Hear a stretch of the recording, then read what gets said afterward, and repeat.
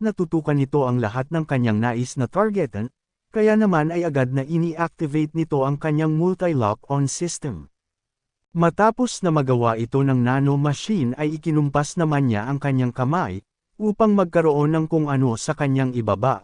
At nang matapos, ay sinabi niya na ang kanyang atake na ito ay ang kanyang pinangalanan na teknik at ito ay ang Heavenly Flash. Hindi din nagtagal ay agad naman niya itong binitawan. Gulat naman dito ang Chi Blade Master sa ginawang iyon ni Qian Yuhun, na nagawang atakihin ang mga kasamahan nito, at maging ang iba ng ganun lamang kadali. Habang nangyayari naman ito, ay sa isip ni Becky ay hindi siya makapaniwala dahil sa eksakto nitong napapatamaan ang lahat ng kanilang mga kalaban, maging si Moonju ay hindi din makapaniwala at napapatanong na kung talaga ba na mag-isa lamang itong ginagawa ng kanilang Demon Lord. Sa itaas ay nagpapatuloy naman ang ating bida sa kanyang ginagawa, matapos ay binitawan na din niya ang iba pang natitira na nasa kanyang tabi. Sa nakitang ito naman ni Heobong, ay hindi nito napigilan ang maiyak dahil sa labis nitong kasiyahan dahil sa habang ito ay nasa itaas ay sa paningin niya ay para itong isang napakadakilang nilalang sa kalangitan.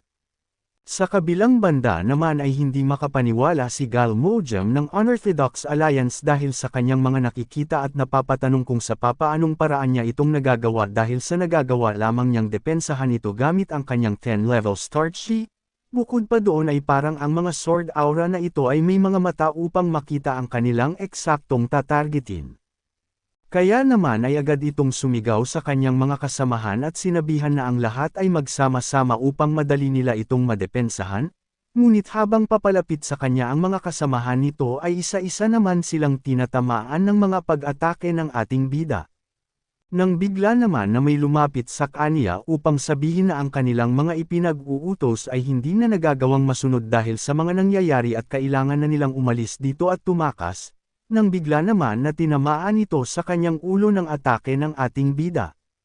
Sa nangyari ay gulat naman dito si Gal Mojem dahil sa nagawang alisan nito ng ulo ang isang master na nasa Supreme Peak sa isang pag-atake lamang. Nang bigla naman nitong naramdaman na may papasugod sa kanya na isang pag-atake, kaya naman ay agad itong napasalag na matagumpay naman niyang nagawa. Ngunit sa ginawa niyang ito ay nasira lamang ang kanyang sandata, kaya naman ay agad na tumagos ang pag-atake sa kanya na agad naman nitong naiwasan. Ngunit kahit ganoon ay hindi pa din ito nagawa ang makatakas dahil sa tinamaan pa din siya ng atake ni Qian Yuhun sa kanyang paanan. Upang magawa siya nitong mapatamba sa sahig, kaya naman dahil dito ay sa isip niya na kahit isa pang master ng life and death ang ating bida. Ay inakala niya na kapag ang tatlong malalaking puwersa ay magawang magsama-sama ay maaari na nilang matalo ito, ngunit ang halimaw na ito ay kayang pabagsakin ang kahit na sino sa kanila nang siya lamang mag-isa. Sa nangyayaring ito ay napapasigaw naman ang pinuno ng Merem Alliance na si Limok at sabi nito na ang Heavenly Demon ay muli nang nagbalik sa Jiangho. Habang pinagmamasdan naman ng ating bida ang nangyayari sa ibaba ay mayroon naman itong napansin. Sabi nito na ang mga tagasunod ng Blue Heaven Society ay nananatili pa din na kumikilos kahit pa ang mga parte ng kanilang mga katawan ay nagawa na niyang maputol. Kaya naman dahil dito ay inutusan niya ang nanomachine na targetan lamang niya ay ang kanilang mga ulo. Sabi naman ng nanomachine na ang target specification ay nailipat na sa kanilang mga ulo, matapos ay agad naman na tumama ang mga sumunod na pag-atake sa kanilang mga ulo. Sa nangyayari ay naiinis naman dito ang Heaven's Master at sa isip nito na ngayon ay ang kanilang mga ulo naman ang tinatarget ng ating bida.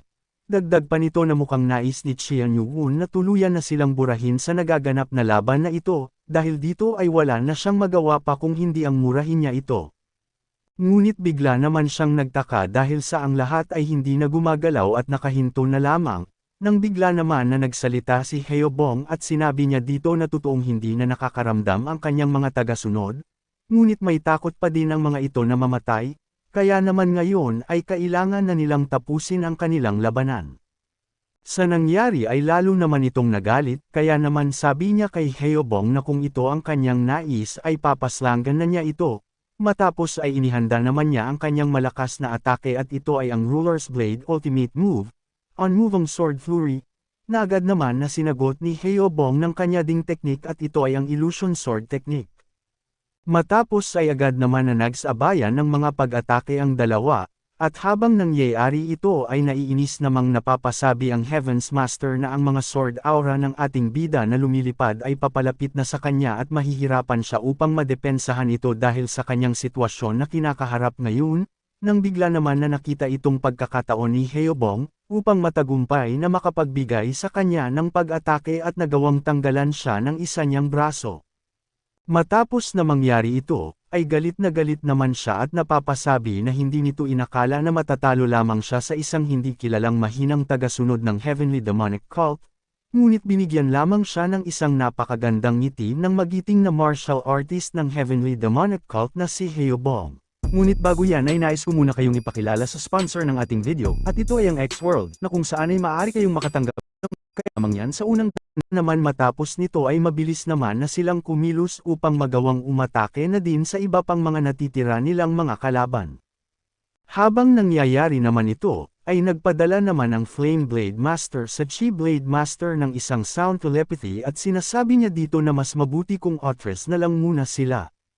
Ngunit naiinis naman niya itong sinabi na mayroon pa silang natitirang alas na tinatago.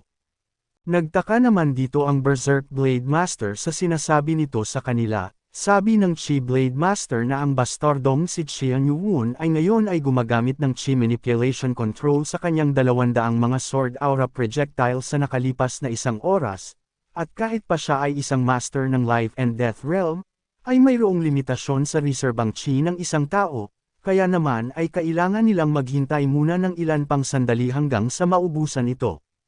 Nang bigla naman na may nangyayari sa kinaroroonan ng ating bida, dahil sa nawala ang kanyang Chi Manipulation Technique sa mga espada na kanyang mga kinokontrol, na agad naman itong napansin ng Chi Blade Master kaya naman ay malakas itong napasabi na tapos na ang kakaibang lakas na pinapamalas nito, dahil sa naubusan na ito ng kanyang Chi. Habang nakikita naman nila na unti-unting bumababa ang ating bida na si Qian Yuwun mula sa kanilang itaas dahil sa pagkaubos ng Chi nito, ay malakas naman na sinabi ng Chi Blade Master na ngayon ay ito na ang kanilang pagkakataon, kaya naman ay mabilis na pinangunahan nito ang pagsugod dito, na sinundan naman ng Flame Blade Master, at ng Berserk Blade Master.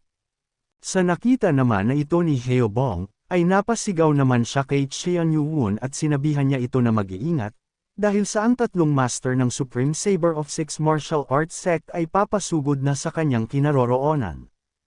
Habang papasugod naman ang mga ito ay galit naman na sinabihan siya ng Chi Blade Master na ito na ang kanyang katapusan, at hinintay niya talaga ng matagal ang pagkakataon na ito, ngunit napangiti naman dito si Qian Yuwun.